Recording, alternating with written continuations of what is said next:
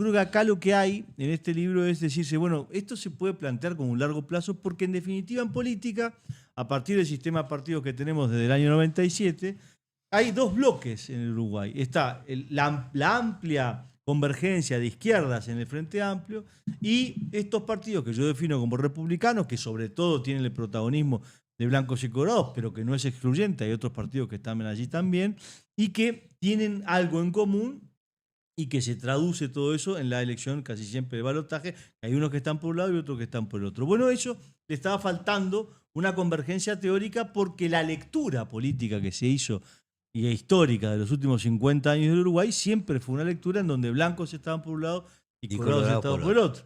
Y que la lectura era una especie de degradé de conservadurismo a progresismo, donde el progresismo estaba muy bien, el conservadurismo estaba muy mal, y por tanto los blancos y los colorados se tenían que adaptar a ese gradiente, a esa escalera, y se decía, por ejemplo, pienso en Gerardo Gaetano, siempre diciendo que los wilsonistas están bien y que el vallismo está bien y que los terroristas son conservadores, tiene varios libros al respecto.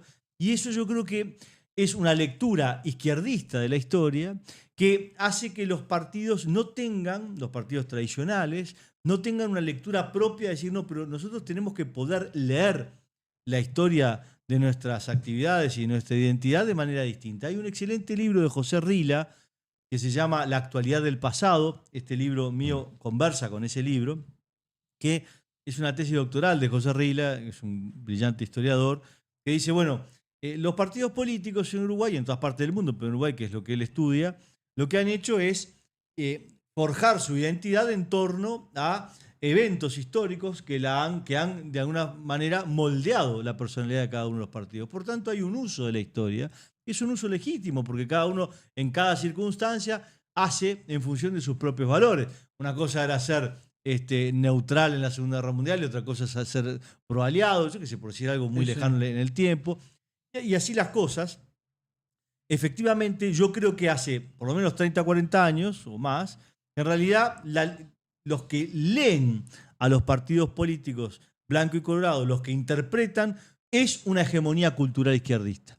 Y esa hegemonía cultural izquierdista ponen en aprietos a los partidos, al Partido Blanco y al Partido Colorado, porque en realidad no permite encontrar puentes entre ellos que de alguna manera traduzcan desde lo teórico un comportamiento electoral que hace por lo menos 40 años que existe, que es que blancos votan a colorados y colorados votan a blancos. Ese es otro dato de la realidad que está bien presente en el Uruguay. Entonces me parecía que más allá de que efectivamente la práctica había comenzado antes de la teoría, y yo creo que en parte eso es así para estos casos porque los partidos tradicionales no tienen muchos teóricos y no lo tienen de hace por lo menos 50 años porque de vuelta la hegemonía cultural desde hace 50 años ha sido sobre todo izquierdista, y ahí converso en la primera parte con un gran libro que es El cielo por asalto de Eber Gatto, que trata muy bien todos estos asuntos y razona en todo el tema de la intelectualidad de izquierda que se va forjando sobre todo a partir de la década del 60.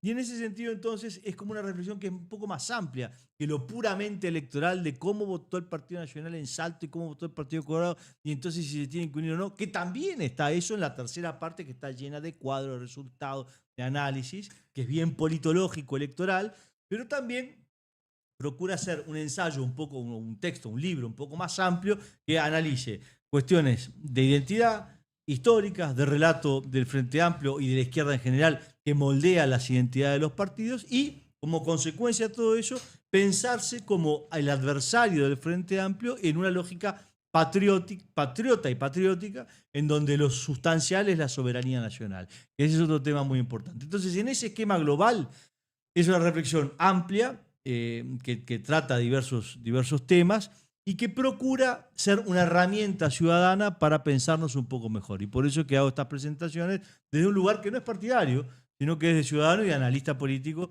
editorialista de un diario, que ni siquiera sé si están todos de acuerdo con lo que yo digo en el diario, no les he preguntado. Pero yo quería hacer justamente una mención a eso. Yo que te sigo y te leo y te he leído muchas veces en los editoriales del diario El País, tú eres una persona que hace pensar al lector.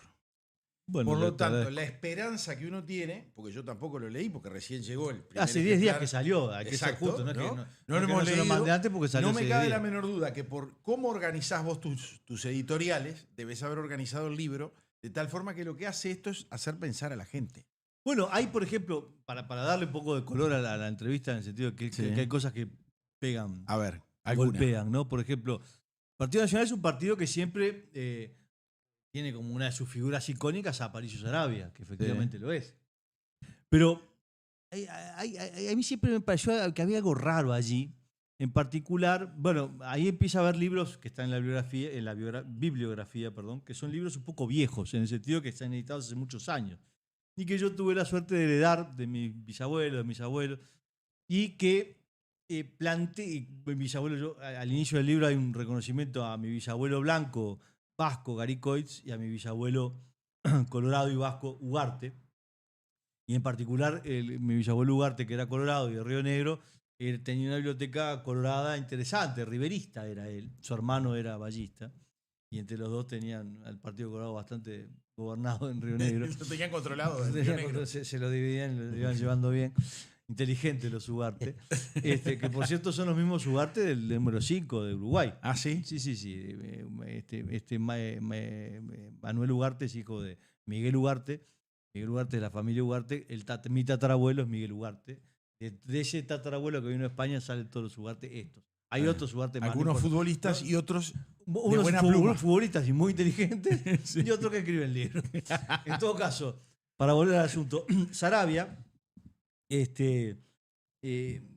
una figura icónica del partido, pero resulta que hay una figura que nadie recuerda, que es Acevedo Díaz. Acevedo Díaz, que tiene calle, que es el que quedó en la historia del partido como un traidor, porque fue el que le dio los votos a Valle para ser presidente en 1903, lo cual es toda una historia que nadie conoce mucho hoy en día, porque hace mucho tiempo que era otro régimen electoral actual, etcétera. Bueno, no entro en detalles aquí, pero un poco en el libro sí.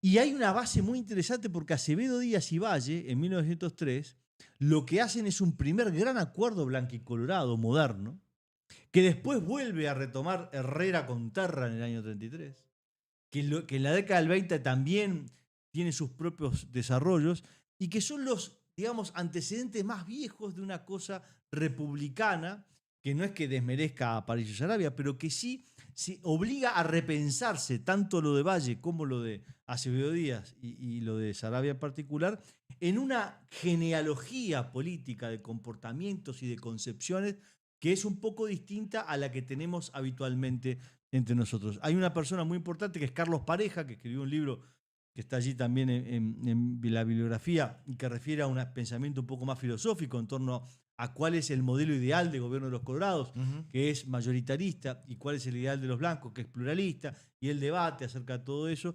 Y yo tomo lo que dice Pareja, pero lo sintetizo de manera un poco distinta, diciendo que blancos y colorados lo que terminan generando en el siglo XX es una forma mayoritarista pluralista, una síntesis de eso. Y es a partir de esa síntesis que hay que pensar también una especie de ejercicio del poder republicano, de síntesis republicana de los partidos.